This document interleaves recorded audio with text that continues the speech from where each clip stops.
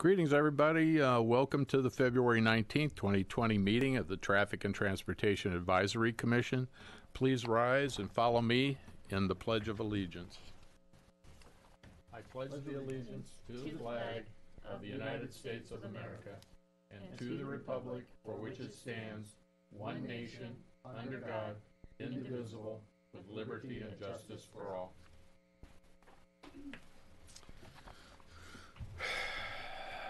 Ms. Marcelino, please call the roll. Commissioner Reader, Present. Commissioner Simpson, Present. Vice Chair Lemo, Present. Chair Gregory, Present. Commissioner Email is absent. Thank you. All right. Do we have any regular public comments? No one turned in, as of this time, no one turned in a speaker or written statement card under the public comment section, sir. All right. So we'll just skip on then. Thank you. Let's see.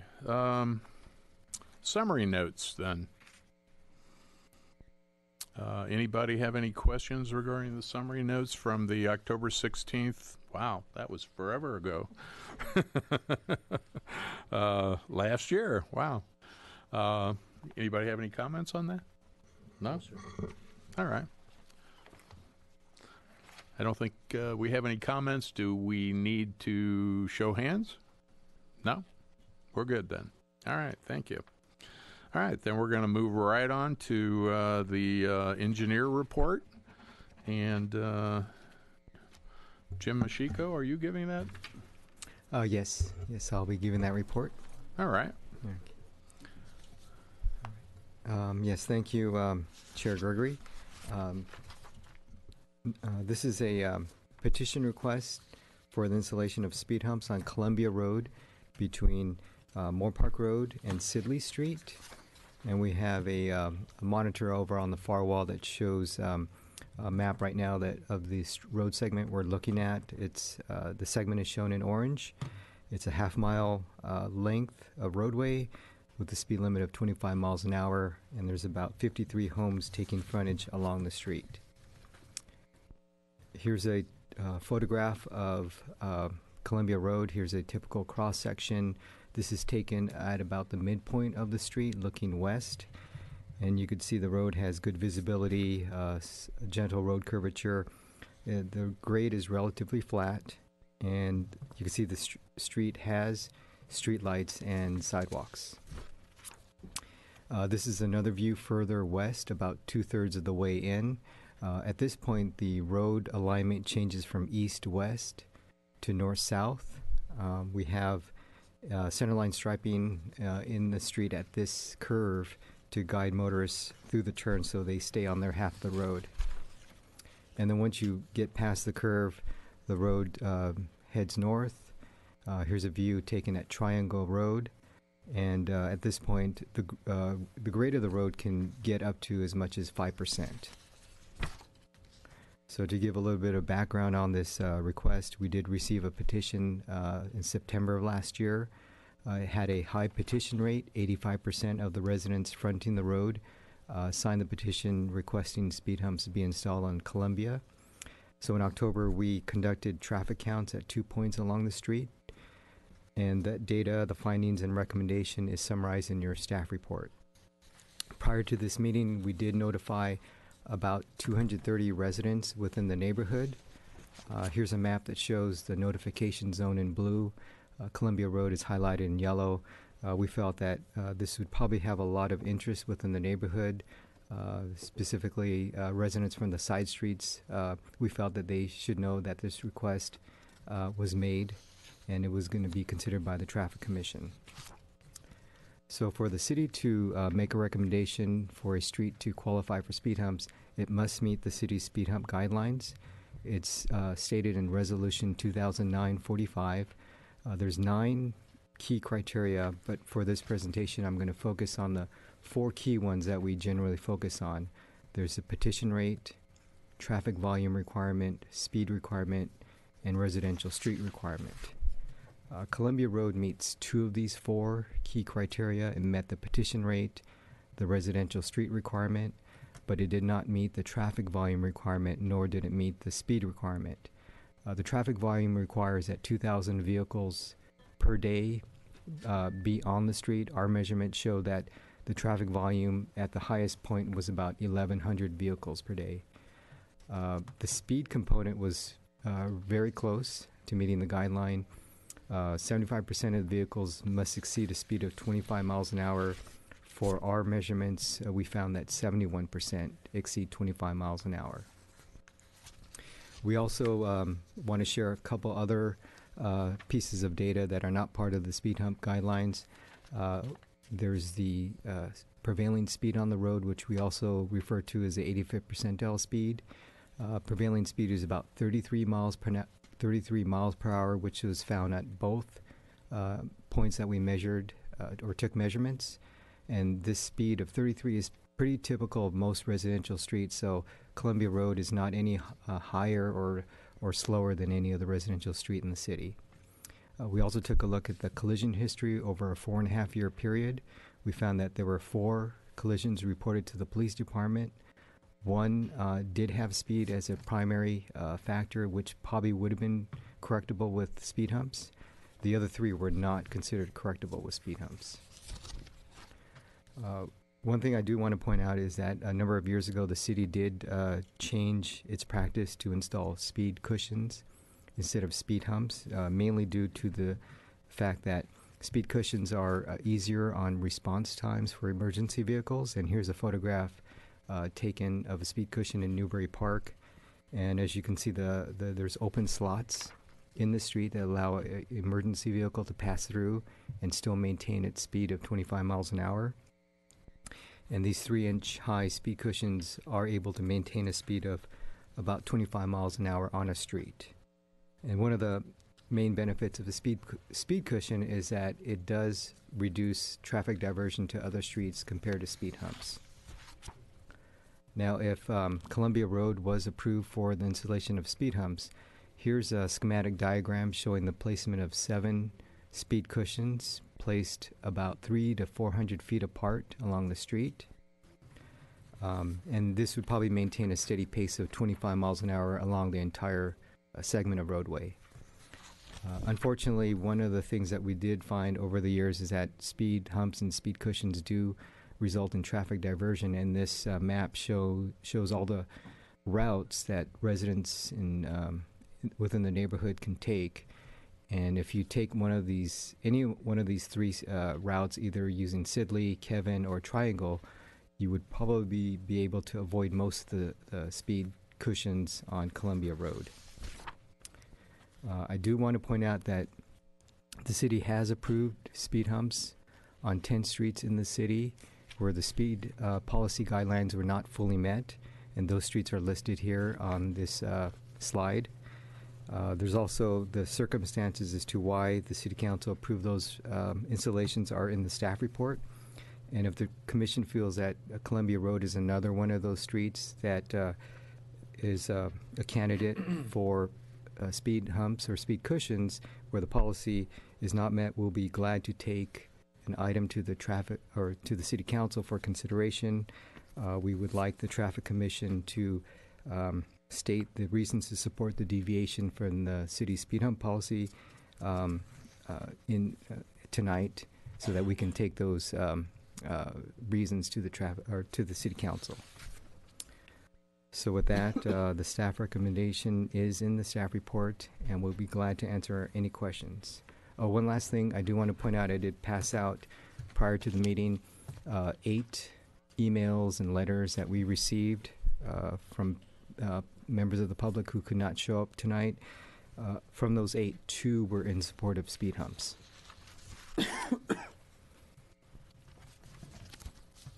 Sure. Questions? Thank you. Commissioner Lemo. Mr. Mashinka, I have a question in regards to, you mentioned speed cushions. Are the warrants and the policy the same for speed cushions as it is for speed bumps and speed humps? Yes, that's correct. Basically, speed humps and speed cushions we treat the same. but whenever an installation does finally go in, we're going to use the speed cushions rather than speed humps. Thank you.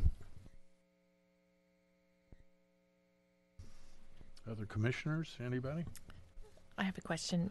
Is this Commissioner Simpson. is this the first time for the Columbia neighborhood to petition for speed humps, or has there been a history with this request in previous years?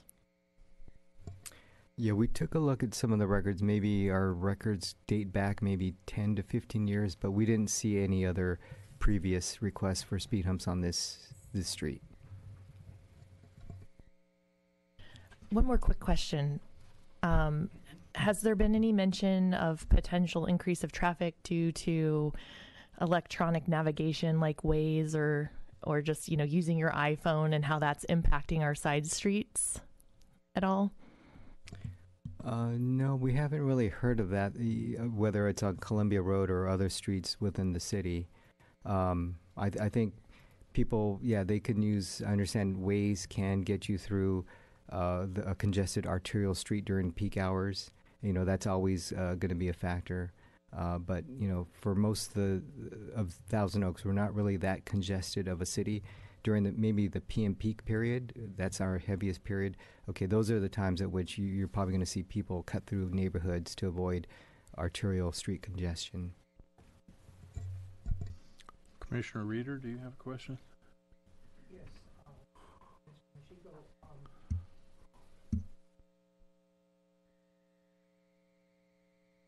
is this at certain times of the day? I went over there today at about 10 in the morning, and there was no traffic at all. And in light of that, if it's morning traffic or late afternoon traffic, would police enforcement or presence be adequate to help solve this problem? Yeah, the about 1,100 vehicle per day average. That's our weekday average for Columbia Road. I mean, that's during a 24-hour period. So during the day, you're going to have highs and lows. We took a look at the volume patterns for Columbia. We found that there's that typical morning rush when people are headed to work, going to school. There's a midday, a little peak again. And then during the evening commute times. But then during the off-peaks, yes, there's always a drop in traffic, which is probably what you saw at 10 o'clock this morning. And typically for any type of speed issue that we have, speeding or speed enforcement by the police department is probably our number one way to try to get the message through to drivers that, they need to slow down a little bit. Okay. I drove back and forth, and I couldn't figure out where the cut through traffic was, because when you get down to Young, there is an exit off of the hospital, but it's a maintenance gate, lock gate. So you went all the way down to Lynn, and I don't know why anybody would, cut through that way. Didn't make sense to me. Or if I went north on Young to Flores, and I'm going, why would this be a cut through for people that way? It's easier to take the regular street, even if there's backed up. So I'm sure some of you speakers that are coming up, could enlighten me where all the traffic is. It's a large neighborhood. A lot of people exit.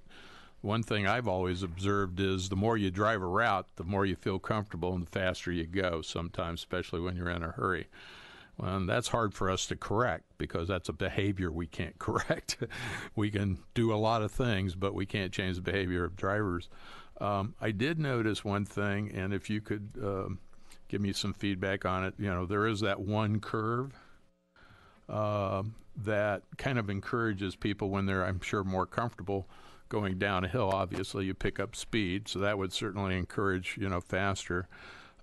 Do we ever use any center striping to kind of give that perception of a narrower street around a curve, possibly like that, or any other suggestions that might visually have people slow down so they don't, feel a little more comfortable cross over into the other lane? I noticed some comments were that people do speed there, and sometimes, when you go a little faster, you get out of your side of the street, and that they observed a couple times that people had to dodge around each other. Could you share any feedback on that? Yes, well, there's actually a slide here that shows the curve on this slide right here. This is headed westbound. This is just before you enter that curve. We have centerline striping in the road. It's dashed. The idea here is to keep drivers on their half of the road, because if, through a turn, we're finding the behavior of some drivers is that they cut the corner, they cross the center line in order to maintain their speed. But by putting the center line, the strategy here is try to get people to stay on their half of the road, avoid a sort of a head-on situation. But obviously, it's hard to control driver behavior, as mentioned earlier. But in a residential street, we try not to put too much in terms of road stripings or road markings in, because we want to try to maintain the residential feel of that street. Right.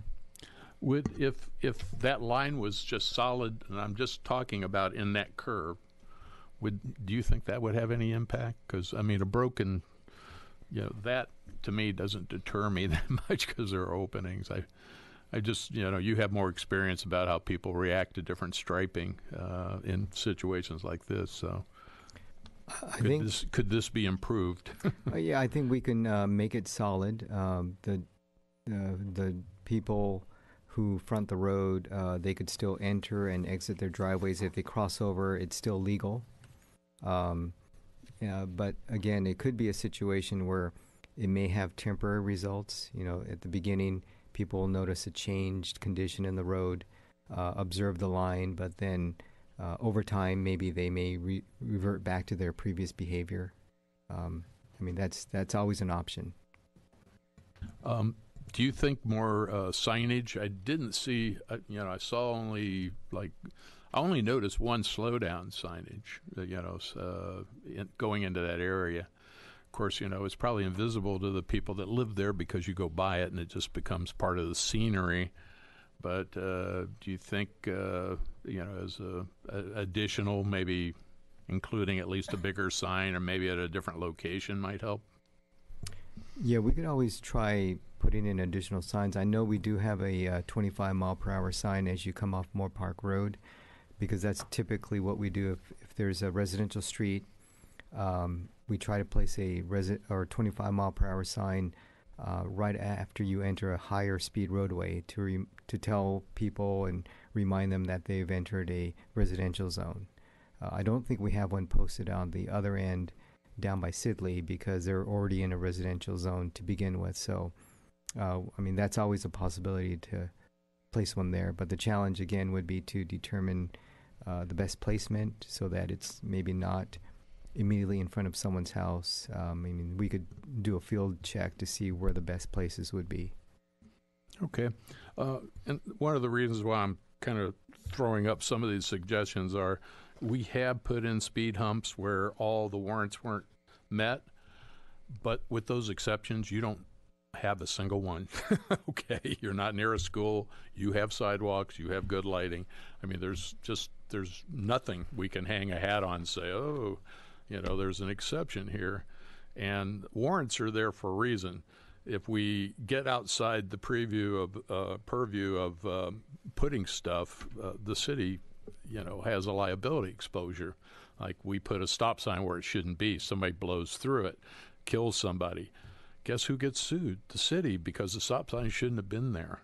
So, there are exceptions, line of sight, all kinds of things. We look at all these. But when you start making exceptions, next thing you know, you've got you're Santa Monica, where there's a stop sign on every corner. Literally. You got to watch some of these things. So I'll be interested to hear what some of the comments are, and thank you.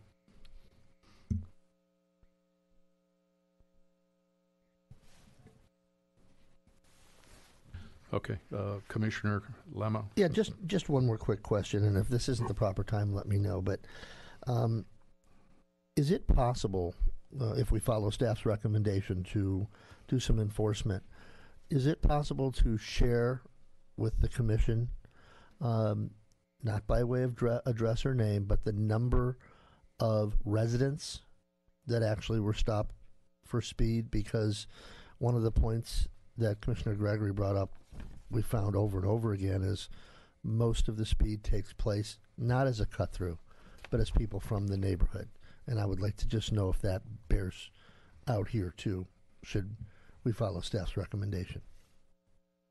Thank you.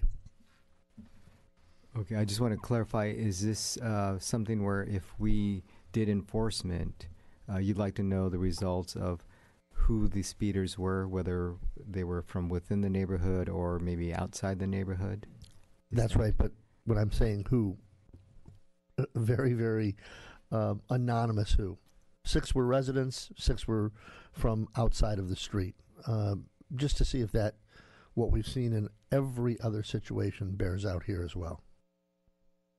I don't know if that's possible or not, but I'd like to know it. Yeah, I think we may need Sergeant Patterson to provide input whether or not we can research. Thank you. All right. Ms. Marcello, would Yes. you like to... Anyone wishing to address the Commission on this agenda item may do so by filling out a speaker card or written statement card. As of this time, 5 individuals have submitted speaker cards and 2 submitted written statement cards. Speakers are allowed 3 minutes. Thank you. I'll do those second. All right. This will be the public comment section of agenda item number 6. And the first speaker card is Clayton Blakeney. And please state your name and city of residence for the record. You could use that top one up there if it's easier. Is that on? Hold 1 sec. Where are we supposed to tap? Yeah, the little push button down Yeah. at the bottom. Okay. My name's Clay Blakeney, and I live in Thousand Oaks. I'm the lead petitioner on the petition.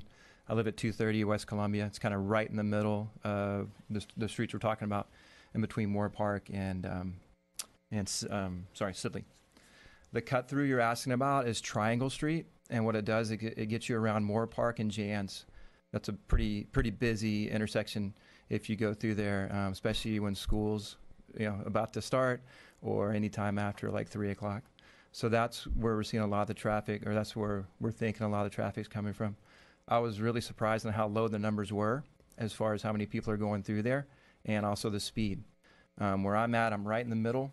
I see cars do about 40, and I know they're doing about 40 because I just moved out from West LA, and we did a similar thing out there. It's kind of a wide street. It's not wide enough. And the pictures don't quite do it justice. I took a video, I don't know if you guys want to see it or not, of me driving up, especially that one winding cord. You go up and you go around. You really don't see much coming around. The stripes do help. But also by my house, you don't see how close people cut through. It kind of makes a little snake right before you get to Moore Park. People hit that doing about 40 on their phones, and they definitely go all the way across. I see it time and time again. My neighbors right here live right where we are. They see it all day long, and I really was surprised how low the numbers were.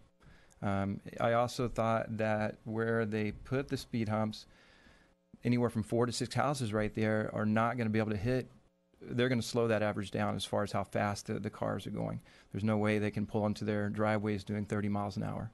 They can't pull out and hit 30 miles an hour before they hit the hump. So I felt like, I don't know if there's leadway that is given to those averages or not. But we're at 71. I thought we were pretty close. If it was 40%, I wouldn't be here tonight. But I thought we were real close. And again, we're trying to be proactive instead of reactive and come back and say a year from now, hey, we were close last time we hit it. That's the biggest thing I think that we see. I have 3 small children. I don't let them play in the front yard. I don't let them get in the mail because if they step out 2 feet from my mailbox, they may get hit. Those are the real reasons why I'm here. I also had some other things I was going to look at. First of all, I want to thank you for considering the speed humps. I want to thank Jim Mashiko for all the information. He's been great about helping me get through this process. So thank you, Jim. The high number of 85%. So a lot of people on the street want them. There were 5 people who said no. 2 people I couldn't get a hold of. Some people don't actually live on they own the house, but a couple of people don't live there. So it was hard to get those petitions. of the 1,000 cars that go there on average, on one part, there's another 600 that go at the bottom. I don't know if they're all going through at the same time, if they're cutting through on Triangle, or where they're going. 3 minutes? Okay. Sorry about that.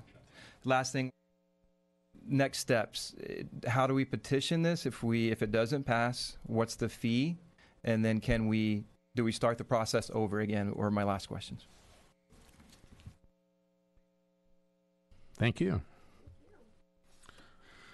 Okay, number 2, Susan, is it Eder? Suzanne? Oh. Suzanne. Sorry. Eder, that's what I said. Oh, I guessed right the first time. Thank you.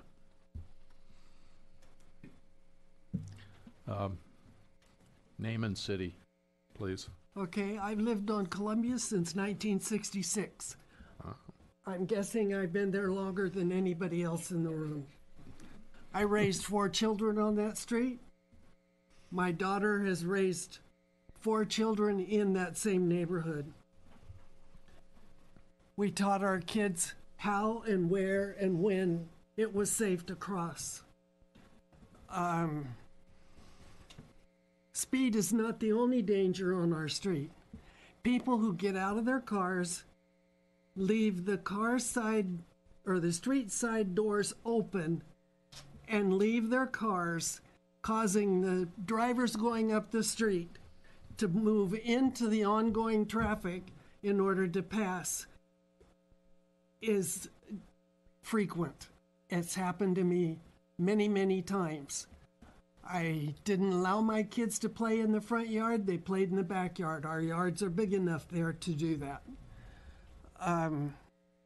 The most dangerous place on that street is the corner of Triangle and Columbia. It is a completely blind intersection.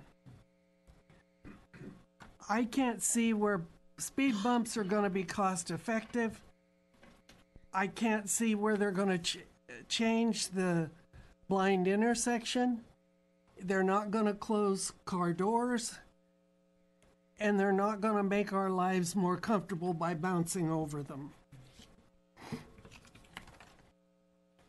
I can see how speed bumps will send more traffic down Burleson, Kevin, Sidley, Jantz Triangle, and Hendricks and Young to avoid the bumps.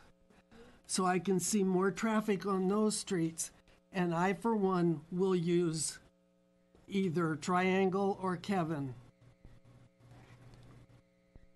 I can see the speed bumps give kids a place to jump their skateboards.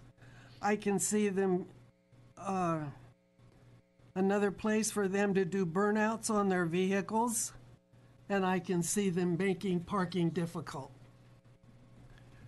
Some solutions might be an officer at Triangle and Columbia on a random basis given tickets. A stop sign at Triangle, but you mentioned the stop sign. And it's almost too late because it's after the curve and you wouldn't see it until you were almost on it. To me, the biggest solution is people just being more considerate and responsible for their own actions, which I think is a real problem in today's world, is people not taking responsibility for themselves and their families, for that matter. All right, thank you, Suzanne. All right, up next, John Segura.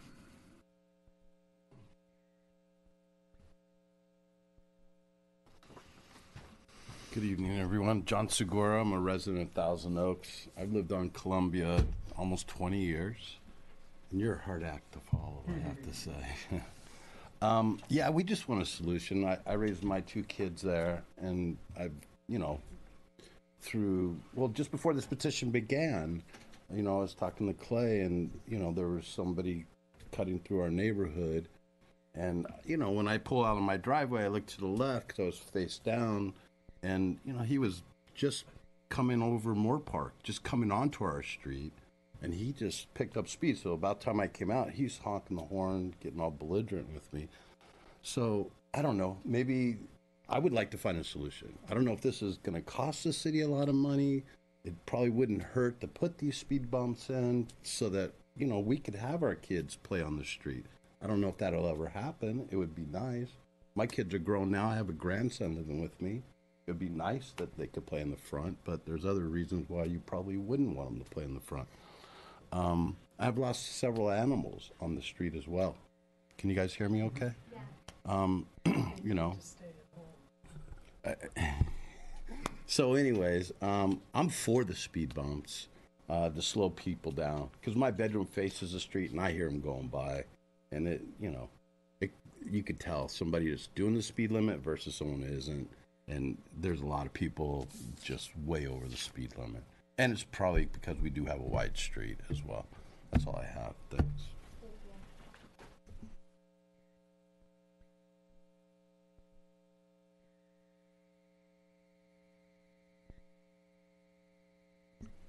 Oh, sorry. Next, we have Kenny Riley. My button's a little sensitive there.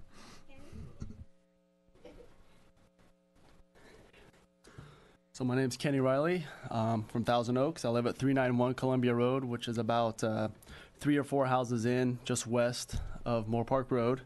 And I've lived there for about a year. I have 2 young children, 9 and 11. And bottom line for me is I feel like we just need a solution. One thing that I really just learned in the last year is people fly down my street. I've worked at my neighbor's house in the middle of the day, and people went just as fast. Even a high frequency of cars, call it 11, 12, 1 o'clock in the afternoon, they're still racing down my street.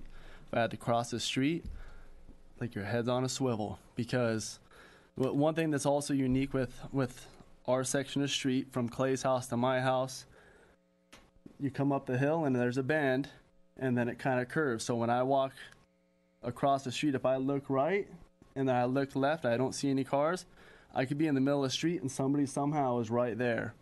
And it's because of speed, and it's just a weird street with angles. So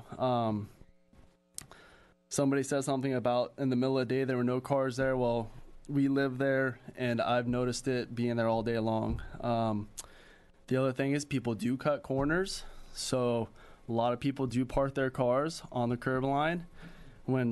Fortunately, when they're parked there, nobody hits them. But in the middle of the day, I've seen people cut corners, almost even hit a curb. So I wouldn't be surprised if people hit trash cans, or there's a lot of rear-enders into parked cars. Quick story, my wife was pulling out of the driveway one day, and she looked right, looked left, pulled out, and as she turned straight to go down the street, somebody was right on her rear end, and they were honking their horn at her. And she was paying attention, looked right, looked left, right and left, and he passed her up after honking. So, my opinion would be there are people maybe that live on our street or in our neighborhood that speed, but I don't think that's the majority of them. It is a cut through, and I can guarantee that because I hear people talk about it being a cut through to go from Moore Park to Lynn, whether it be cutting over to Jan's by Lorena or whatnot, but it is a cut through, and just because there's fewer lights. So last thing I'll say is my children, I do have them play in the front yard. I mean, in the backyard. I would prefer them play in the front yard and have a good neighborhood experience. But unfortunately, they can't. But I am raising them to be proactive, learn how to look both ways before they cross the street. And but accidents do happen. And like Clay said, I would prefer the city to be proactive and not reactive. So somebody gets critically injured or, heaven forbid, killed, then we're all going to be in the same room, and it's going to be a different circumstance. So I like to live proactively, and I would appreciate it if you guys would really consider whatever the best solution is. And I think it would be more than having our police officers, which we appreciate, but I think it would be something more that is needed to make them slow down. So I thank you for your time.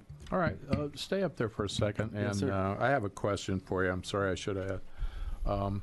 As the cut-through goes, what direction generally are they traveling? Well, I'll tell you one instance. My father-in-law found the house that I live in because 30 years ago, he lives in the Wildwood track, and I don't know exactly how, but he was coming through Moore Park Road, cut down Columbia to go to Lynn Road. So that would be heading, I guess, west. I West. believe. Yeah, that would be west. So I guarantee you 30 years ago he did that.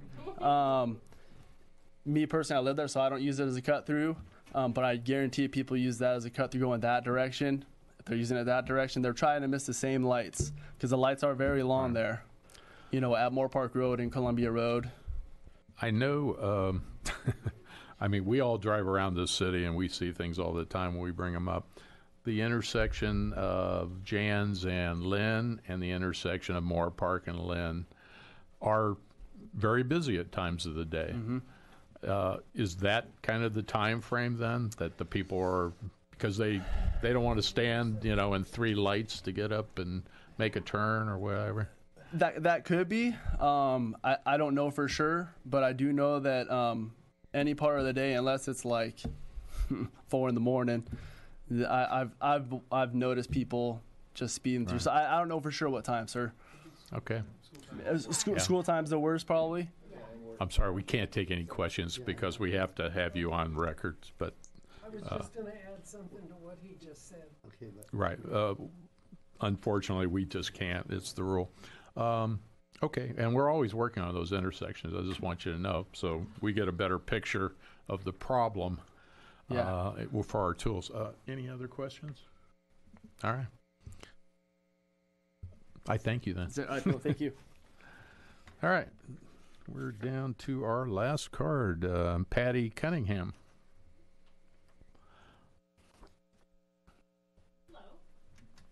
All right, so Patty Cunningham, I'm a resident of Thousand Oaks. I live on Columbia Road, 268. I just want to share some of my experiences. So I've been there for 16 years. My kids grew up there, so they're all big now. But the issue on Columbia has been there a long time. And by the way, there was a prior effort to try to get speed bumps on the street. So and that happened at roughly the time that I moved in. The problem with Columbia, it's not the total number of cars, it's the cars per hour. Because there's certain times where there's just many, many more cars. And the other issue just has to do with speed. It's not how many cars are over the speed limit, it's how fast they're going. I think everybody's kind of said that. The cut through again, Jant's Triangle to Columbia. You know, I see it people who are going east on Jant's Road, they cut through so they can go to the high school. You know, and it happens in the morning a lot. So we have 2 schools that are around us. We have the high school where they cut through. We also have St. Pascal's, which is at the end of the street. All right, so experiences. The first one is I pull out of my driveway in the morning and I look both ways, and by the time I'm out, somebody is on my butt. Literally, I mean, they're right there because they've sped down the street. On multiple occasions, I've had people pass me on my street, which unbelievable. And they're just screaming. When my kids were little, I had a policeman sit in my driveway. I called them up and said, you know, please come out. These guys are going way too fast. And they wrote tickets for a couple weeks, and it was gone. So I know that I went that route. Yeah. Again, it just has everything to do with speed. A few years ago, somebody actually hit a fire hydrant and took out a tree and took out a mailbox all in front of my house because somebody was screaming down the street. Same thing. That's it. It's all about speed. And that's very scary. 1980. Huh? It was 19. It was in 1980. No, it was much later than that because I wasn't living there. There was something. And that was in front of me at the curb. But there was something in front of my house too. So there's We need to seconds. capture everything on public comment. It's just the rules of the meeting. So So speed. nobody speed, can speed. hear these side comments, so if we Yeah. could just, Speed. thanks. Yeah, that's it. Thank you. All right, thank you. Anybody have a question for Patty? No? All right, then that's all our public comment. We do have some cards, though, that they're just written for it. I have one about the prior speed humps. Nobody marked in favor or opposed, but the fact that it was, 10, 20 years ago, it had to be closer to 20 because I've been here for 15, and no, we didn't do that. And I have a lot of cards with some good information, but I'm just going to count them up, and basically I have 4 more in favor. Okay. Just so you know, we had 8 emailed that came in, as Jim had said. 6 were not in favor of it. Those tended to be the people that lived there for 30 years, okay? And 2 were for it, obviously for the... Oh, and they also mentioned, the high speeds and danger of backing out of their driveway and those kind of things, which kind of go with that. Parked cars are always a problem, so, because of line of sight visibility and that kind of thing. So, with that conclusion, we're going to find out if staff has any further comments about what was said. So, Jim? Yes, thank you. We do have some comments to make based on some of the questions or comments that were said by the speakers. One of the questions had to do with appeal process or a fee involved. We do have a process for that. I believe they go through the city clerk's office. The appeal fee is about $1,440, and I think there's maybe a 7-day window in order for them to file that appeal from today. There was also discussion about... Wait, Jim? And they appeal to what body? Oh, and then that appeal goes to our city council. Thank you. There was also question about the locations of the machines. One measurement showed a volume of about 1,100 vehicles per day, and another one had a volume measurement about 600 vehicles per day. The first measurement was taken along a straight section near the midpoint of Columbia Road. We felt that was probably going to be the highest point at which speeds would be measured, so we picked that point. And then we picked the other one off to the west where we have that grade. It was just past Triangle Street, just north of Triangle. So in terms of traffic volume, a residential street is designed for carrying up to 2,500 vehicles per day. So the volume of traffic on Columbia Road is 1,100, so we're not near the halfway of what that road can carry. In years past, the streets that typically qualify for the speed hump guidelines are going to be those streets that are approaching that capacity of the roadway, 2,000, 2,500 vehicles per day. Columbia Road does not meet those numbers.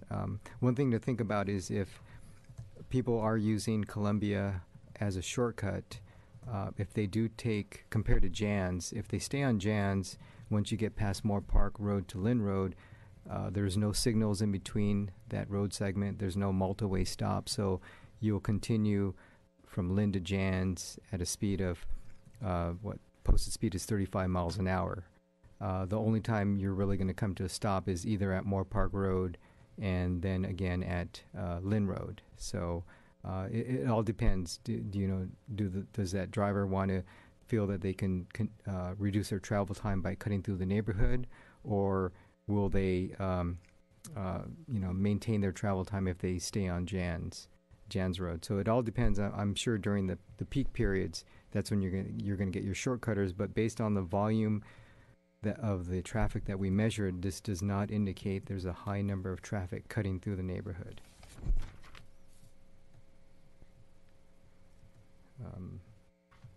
Someone made mention about there's a large number of collisions.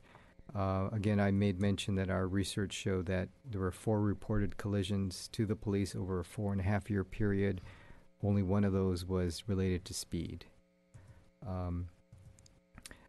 The comment, or there was a comment made about the curves on the road. One thing that by having a little bit of road curvature, that sort of does have a traffic calming effect versus a road that's straight. If the road is straight, those are the roads that we typically get more complaints on because, the driver can see further down the road. They line of sight is much better. They can see that they can maintain their speed because there's no impediment. But if there's a curve, you're not really sure if there's an impediment around that curve. So our curves are used to try to as a traffic calming device.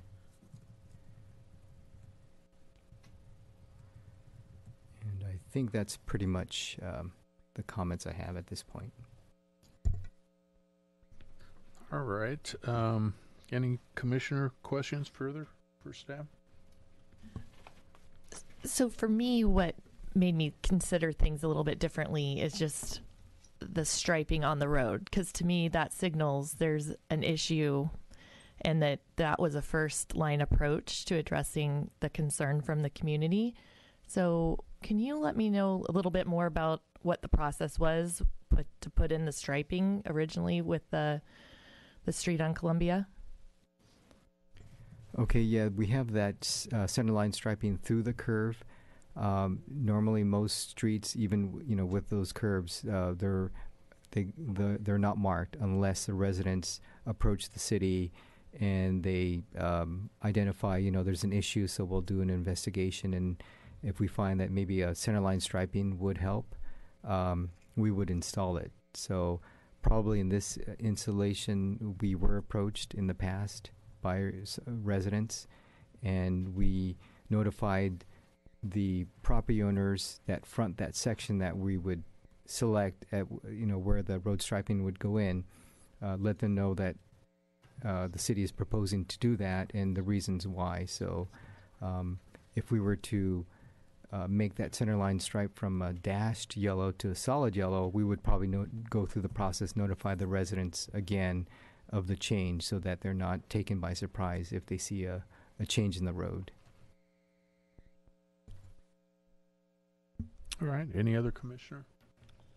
No? I'd like to make a motion when you're ready. Actually, I have a couple questions. What I'd like to know is if staff could look at the 2 big intersections, Jans and Moore Park and Jans and Lynn. And I know that's an ongoing because there's a lot of traffic, on those. But just to make sure that we have them optimized as best we can, because we can't add lanes. But we've worked on having multiple turn lanes so people aren't stacked up and all kinds of things. But you can't make an intersection any bigger. We can only restripe it and try to improve it, and they try to coordinate the timing and the staff. They monitor all those things, and they do try to optimize them for busy hours, and I know that. So that would be a suggestion I have. There was somebody had mentioned that there is a blind spot on Triangle, that causes a problem. I don't know if that's something we should look at. I didn't notice it when I drove it back and forth, but I would suggest staff maybe look at that. But we would put a stop sign on Triangle. Okay, we wouldn't not put it on Columbia. That's just the way it is. But if that's a hazardous situation, I would suggest the striping, possibly looking into putting that solid striping. People don't tend to go over a solid line. I mean, it's not they can't, but the faster you drive, the more you try to drive down the middle. I think that's fairly standard. And the more you feel narrowed and constricted, the slower, because there are parked cars at different times, and that never gives me a secure feeling. I would look at some additional signage, just to, I don't know, do we ever put up, child at play or anything like that? I see residents do that. They do that in my neighborhood. And it is effective. It is. They put their own up, and it's more effective when they do put those out to kind of say my kids are out there, because the more you drive by a sign, the less you pay attention to it. So we could put all the signage you'd ever want in your neighborhood, and you'd be calling us up to take it down. So we try not to get too crazy on that, but maybe some other speed, larger, maybe in a different location, speed signs and all that. Because, when I look at this whole situation, I just can't find an exception. You guys are so far away, and I know you have a problem. And if you don't get what you want today, I'm going to encourage that we're going to keep an eye on this, all right? And keep looking for solutions. And we've had neighborhoods come here for a couple years until we finally worked out something that worked, all right? We got enough information. We tried some things. We saw how effective they were and whatnot, because safety is our concern, okay? We're never ignoring that factor. We're just trying to use the tools we can. We can't go around setting exceptions that then really cause other serious problems around. So, okay, Commissioner Lemma. Thank you. I have a question. I want to make sure I understood something that you said. You briefly spoke about a stop sign, and I'm looking here and wondering, is there a right-of-way issue at Triangle? Because, how can I best say this? Stop signs are never used to control speed. They are used to control right-of-way, and a peripheral benefit from time to time is that they may have a positive impact on speed because you're coming to a stop. Is that what you were pointing out there, that is a four-way, so that a stop sign would, in fact, denote right-of-way? Is that what you're suggesting? I would suggest that staff at least look and see if we have an issue there. But because I can support something like that more than going against the warrants. Could you just report back on that? To see if we have an issue. Where Triangle and Columbia are. I wasn't aware of it, but if it does exist and people are speeding, that could be a situation.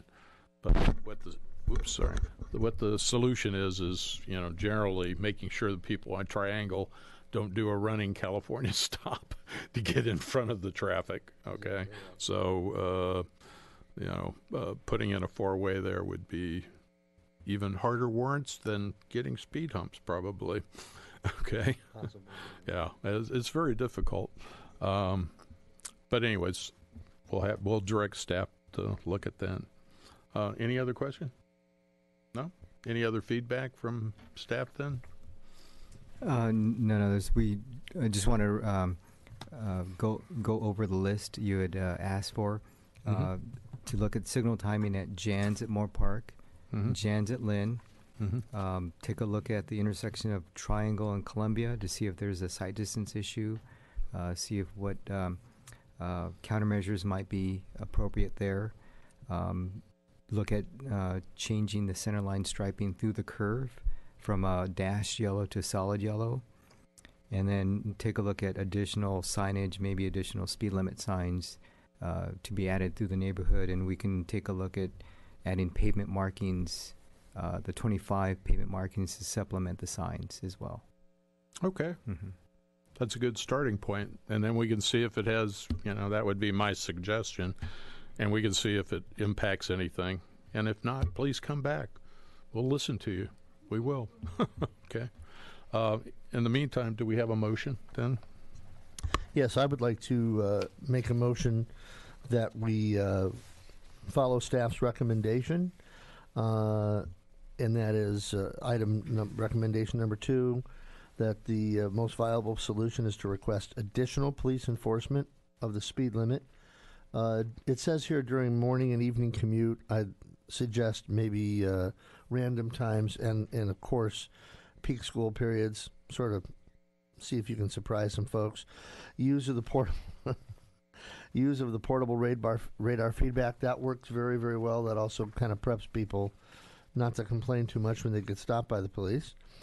And then understand that at this time traffic conditions do not support installation of speed humps, and that's my motion. All right. Can we take a roll on that? Commissioner Reader, Yes. Commissioner Simpson, No. Vice Chair Lemo, Yes. Chair Gregory. Yes, with the stipulation of those things that I. Motion carries 3-0. Oh, I'm sorry, 3-1. The Traffic Commission makes recommendations to the City Council, and interested parties may attend the City Council meeting and speak either for or against the recommendation of the Traffic Commission. Any person wishing to appeal a decision of the Traffic Commission shall file a written appeal and pay an appeal fee with the City Clerk's Department within 10 calendar days of this decision. The matter will be referred to the City Council at the earliest reasonable and available date. The appeal fee will be refunded only if the City Council overturns the Traffic Commission's decision.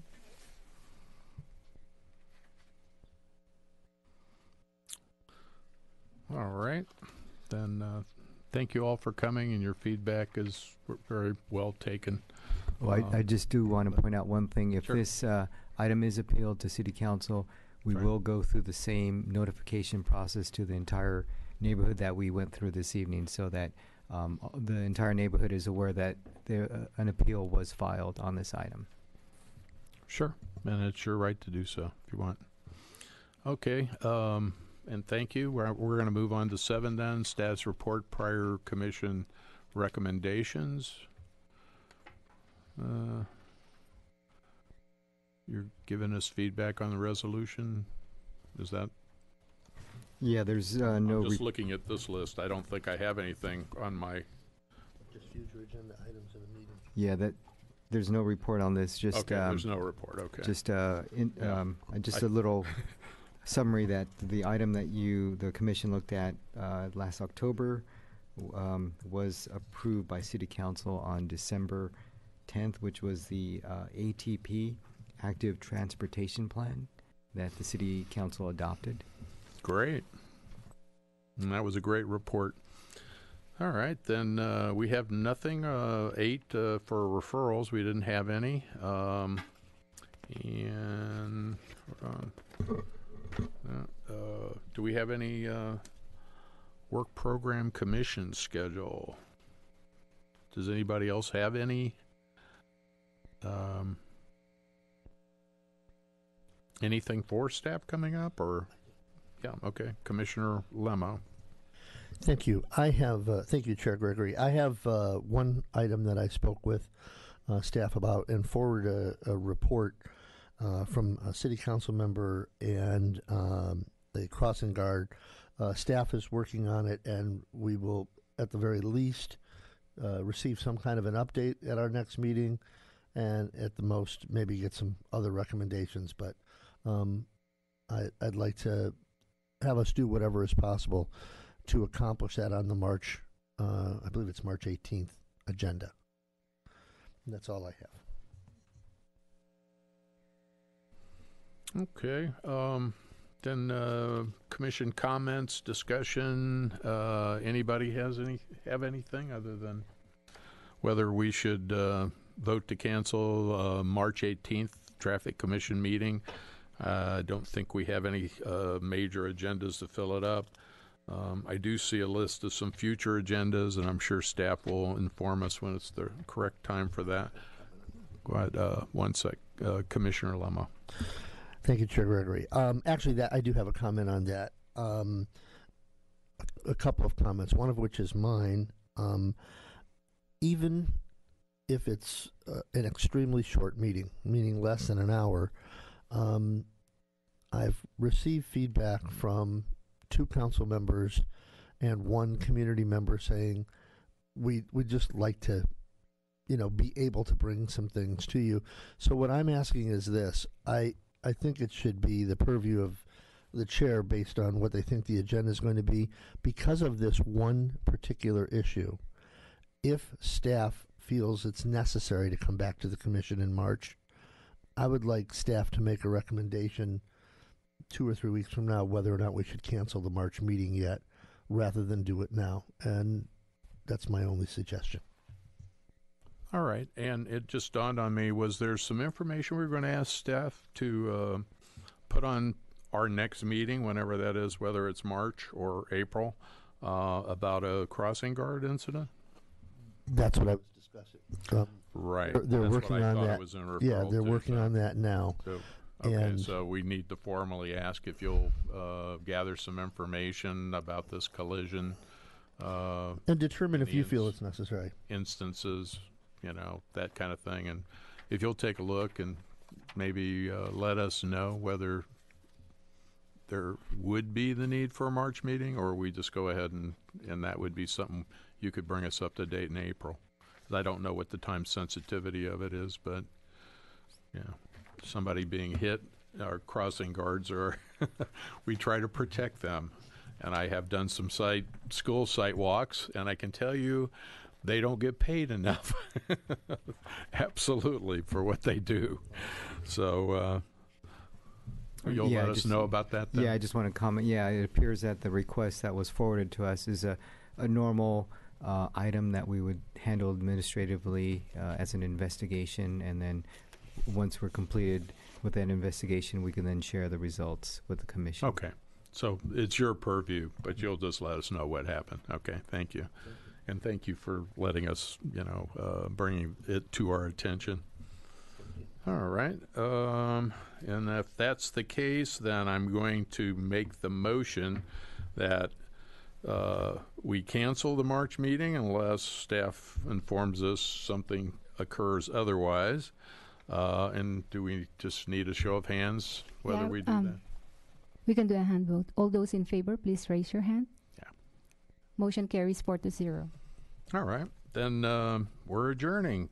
Traffic and Transportation Advisory Commission now adjourned till 6 p.m. on April 15th, 2020 in the boardroom of the Civic Arts Plaza on the 3rd floor. And good night. Drive safe.